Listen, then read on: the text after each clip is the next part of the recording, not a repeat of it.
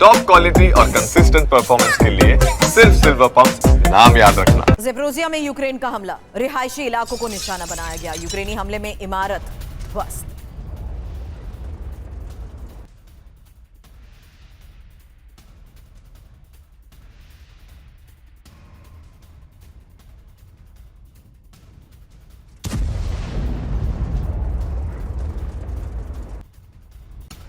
Ukraine पर रूस का ड्रोन अटैक, डोनेट्स्क में ड्रोन अटैक से तबाही की तस्वीरें सामने आई। डोनेट्स्क जहां पर लगातार हो रहे हैं हमलों से रूस कैसे यूक्रेन को टारगेट कर रहा है। ये यूक्रेन पर रूस का एक और ड्रोन अटैक, ड्रोन के जरिए डोनेट्स्क में तबाही।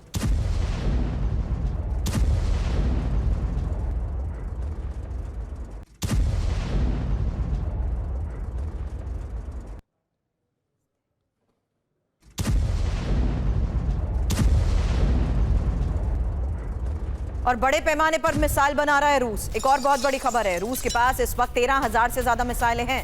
शाहिद जैसी मिसाइलें खुद बनाने लगा है रूस और हर महीने 200 से ज्यादा मिसाइलों का उत्पादन। फाइनेंशियल टाइम्स के हवाले से ये खबर रूस की खतरनाक मिसाइलों को लेकर है। रूस की इस खतरनाक मिसाइल फैक्ट्री को लेकर फिलहाल रूस में कैसी और बड़ी तैयारी की जा रही है, इस रिपोर्ट में क्या दावे किए गए, यही इंफॉर्मेशन आपके सामने। रूस की खतरनाक मिसाइल फैक्ट्री, यूक्रेन से अमेरिका तक टेंशन। क्योंकि बड़ी बात क्या है, पहले ये जानिए। बड़े पैमाने पर रूस मिसाइलें बना रहा है और रूस के पास अभी 13,000 से ज्यादा मिसाइल हैं।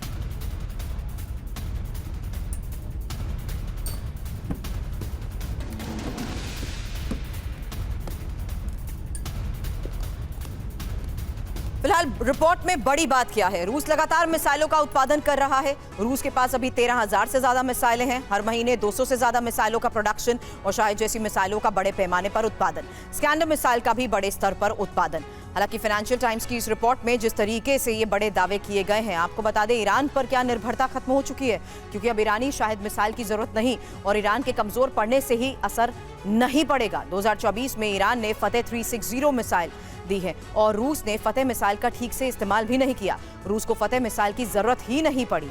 अब फिलहाल देखते हैं कि किस तरीके से यूक्रेन में कौन कौन सी रूसी मिसाइलें तबाही मचा रही हैं, क्योंकि अभी तक ये एक बड़ा दावा इस रिपोर्ट के आधार पर किया गया है कि रूस किस तरीके से अपनी मिसाइलों का प्रोडक्शन बढ़ा रहा है। अब रूसी मिसाइलों से फिलहाल किस तरीके से तबाही मची है, इसकी एक एक डिटेल अब आपके सामने। क्योंकि RS-28 सरमट जिसकी रेंज 18,000 किलोमीटर है, यार्ड्स जिसकी रेंज 12,000 किलोमीटर है, कैलिबर मिसाइल SSN-3O जिसकी रेंज 500 से 2,500 किलोमीटर है, स्कैंडर M मिसाइल 400 से 500 किलोमीटर जिसकी रेंज, साथ ही 1,400 किलोमीटर की रेंज वाली शाहिद मिसाइल जिनका अभी तक इस्तेमाल किया गया है। अब रूस को वॉर जोन से जिस तरीके से हथियारों का जखीरा मिला है, उसको लेकर भी एक खबर है।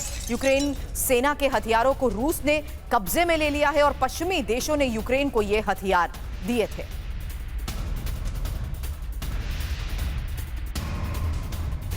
और खबर यूक्रेन के खिलाफ रूसी एयरफोर्स के एक्शन को लेकर, जहां वॉर जोन में यूक्रेनी ठिकानों पर हमला किया गया है। तो फिलहाल ये देखिए तस्वीरें सामने आई हैं, किस तरीके से यूक्रेनी ठिकानों पर हमलों को अंजाम दिया गया है और ये यूक्रेन के खिलाफ रूसी एयरफोर्स का एक्शन। रूस पर बहुत बड़े हमले की तैयारी में यूक्रेन भी है। अब लॉन्ग रेंज मिसाइल से यूक्रेन हमला करेगा। रूस की महत्वपूर्ण जगहों को टारगेट किया जा सकता है। ऐसे में लॉन्ग रेंज मिसाइल्स के जरिए किस तरीके से अब यूक्रेन हमलों की योजना बना रहा है, क्योंकि रूस पर और बड़े हमलों को अब यूक्रेन अंजाम देगा। ऐसे में लॉन्ग रेंज मिसाइल्स का होगा इस्तेमाल। एक बड़ी खबर लॉन्ग रेंज से रूस पर बड़े हमलों को लेकर, जहां यूक्रेनी रक्षा मंत्री का यह बड़ा बयान सामने आया कि यूक्रेन लॉन्ग रेंज हथियारों की संख्या भी बढ़ा रहा है, लंबी दूरी के ड्रोन भी बढ़ा रहा है यूक्रेन, और रूस के अंदर लॉन्ग रेंज हथियारों से हमले की इसे तैयारी माना जा रहा है। रूस की महत्वपूर्ण जगहों को टारगेट किया जाएगा।